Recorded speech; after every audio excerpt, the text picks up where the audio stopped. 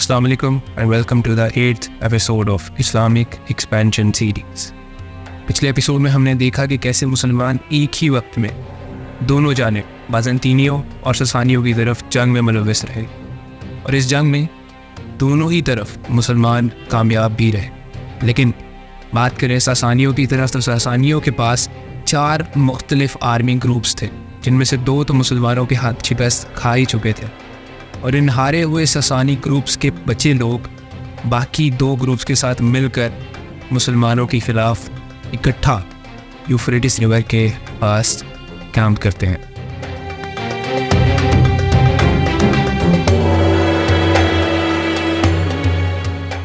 Late اکتوبر 634 ساسینین army اکٹھا ہو کر کوفہ کے قریب یوفریٹس ریور کے بینک پر یعنی یوفریٹس ریور کے کنارے پر کیمپ کرتی ہے، اور ان کے خلاف مسلمان آرمی یوفریٹس ریور کے دوسری جانب اپنے کیمپ کو سیٹ کرتی ہے۔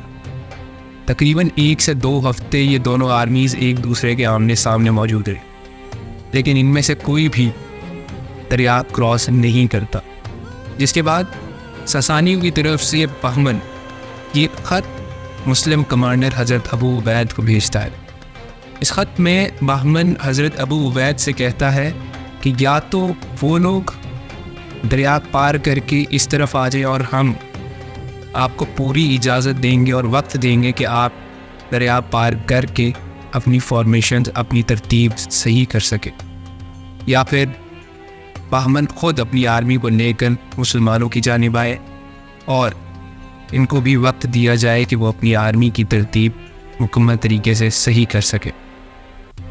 حضرت ابو عبید اس خط کا جواب دیتے ہیں، اور یہ جواب تھا کہ مسلمان دریا کو پار کر کے ساسانیوں کی جانب آئیں گے۔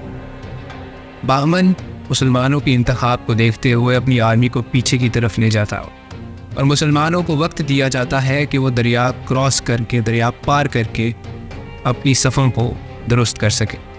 تقریباً 2 سے 3 گھنٹوں میں مسلمان آرمی دریا پار کر کے اپنی صفوں کو ساسانیوں کے سامنے درست کر چکی تھی۔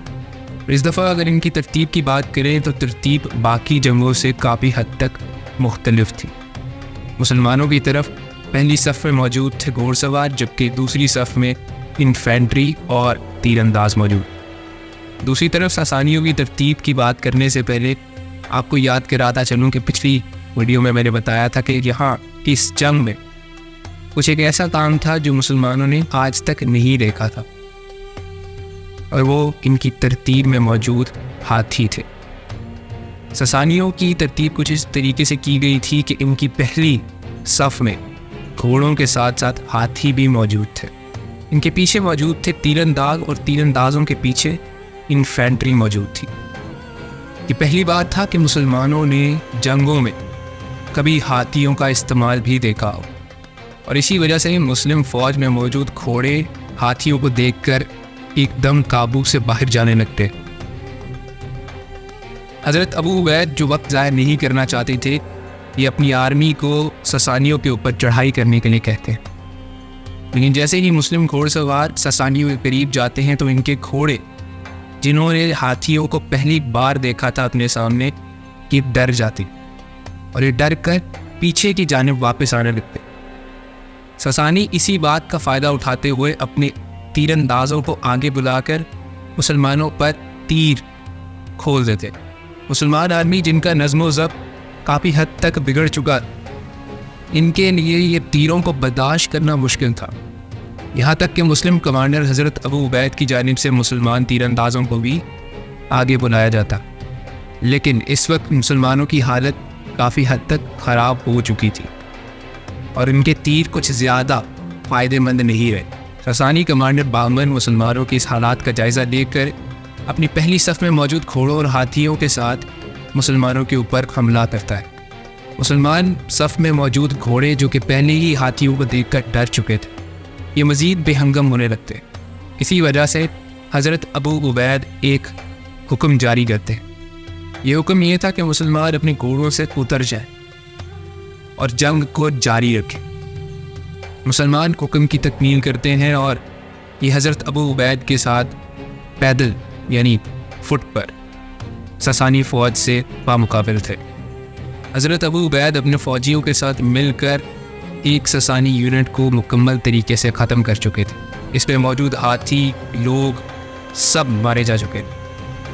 لیکن اسی دوران ایک ری انفورسمنٹ یونٹ آتا ہے ساسانیوں کی جانب سے، اور اس یونٹ کے خلاف لڑتے ہوئے حضرت ابو عبید شہید ہو جاتے ہیں. مسلمان فوج کہیں کمانڈر کی غیر موجودگی میں بکھر نہ جائے، اس لیے حضرت مثنی کمانڈ کو سنبھالتے ہیں اور یہ فیصلہ کرتے ہیں کہ مسلمانوں کے لیے مزید اس جنگ کو لڑنا قطعاً فائدہ مند نہیں ہوگا. اسی لیے یہ اپنے اور ایک اور مسلمان گروہ کے ساتھ مل کر ساسانیوں کو روکنے کی کوشش کرتے ہیں تاکہ باقی بچے مسلم گروہ دریا کو پار کر سکیں اور دریا کی دوسری جانب جا سکیں. اس دوران حضرت مثنی کو کافی زخم بھی لگ جاتے ہیں، لیکن حضرت مثنی کا یہ فیصلہ مسلمانوں کے حق میں بہترین فیصلہ تھا، کیونکہ مسلمان اگر مزید ساسانیوں کے خلاف لڑتے تو نتیجہ ان کے لیے کچھ بہتر نہ ہوتا. آخرکار یہ سب مسلمان دریا پار کر کر واپس دوسری جانب آ جاتے اور جنگ کا یہاں مکمل اختتام ہو جاتا ہے.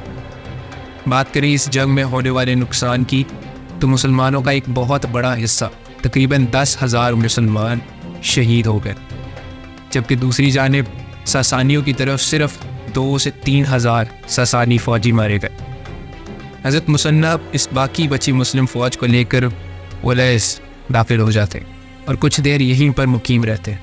اسی وقت بازنطینیوں کی جانب بھی کچھ پیش رفت ہو رہی تھی، جہاں مسلمان حضرت عمر کے بھیجے گئے کمانڈ کے مطابق اپنی فوج کو دوبارہ سے تشکیل دے رہے تھے. اسی وقت کا فائدہ اٹھاتے ہوئے ایمپرر ڈیکلیس یہ اینٹیوک کی طرف زمینی اور سمندری رستوں سے اپنی فوجوں کو بھیجنا شروع کرتا ہے. اس وقت یہ سارے سمندری رستے بازنطینیوں کے قبضے میں تھے. بازنطینی اپنی فوج اکٹھی کرتے ہیں پہلا شہر کے مغرب میں، اور اس بات کی خبر مسلم جاسوسوں کی طرف سے دے دی جاتی ہے حضرت ابو عبیدہ کو. لیٹ 634 میں یہ خبر حضرت ابو عبیدہ کو ملتی ہے، اور جنوری 635 میں حضرت ابو عبیدہ ایک مسلم گروہ اسی جگہ پر چھوڑ کر پیلا کی جانب روانہ ہوتے ہیں. مسلمان پیلا کی طرف روانہ تھے، اور ان کی یہ خبر جب پیلا میں موجود گیرزن کو پتہ چلتی ہے، یہ گیرزن اسی وقت اپنی جگہ چھوڑ کر بیسان کی طرف جانا شروع کرتا ہے، کیونکہ بیسان میں ان کی مین آرمی موجود تھی تھیوڈور کے انڈر.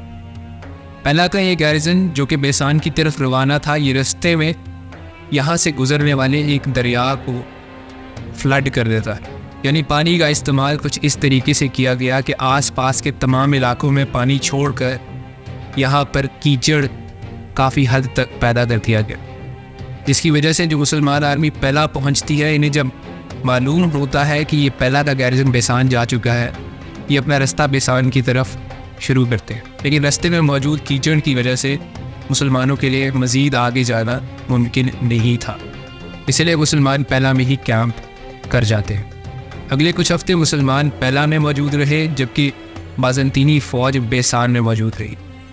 بازنطینیوں کی کوشش تھی کہ وقت کو مزید طویل کیا جائے تاکہ مسلمان جیسے ہی لیس ویجیلنٹ ہو ان پر اسی وقت حملہ جاری کیا جا سکے، اور ایسا ہی ہوتا ہے. دوستو، دیکھنا اب یہ ہے کہ کیا یہ بازنطینیوں کا منصوبہ کامیاب رہے گا، اور کیا مسلمان جیسے ساسانی جانب ہار چکے تھے، کیا اس دفعہ بازنطینیوں کی جانب بھی ہاریں گے یا پھر یہاں فتح یاب رہیں. یہ سب انشاءاللہ ڈسکس کریں گے اگلی ویڈیو میں.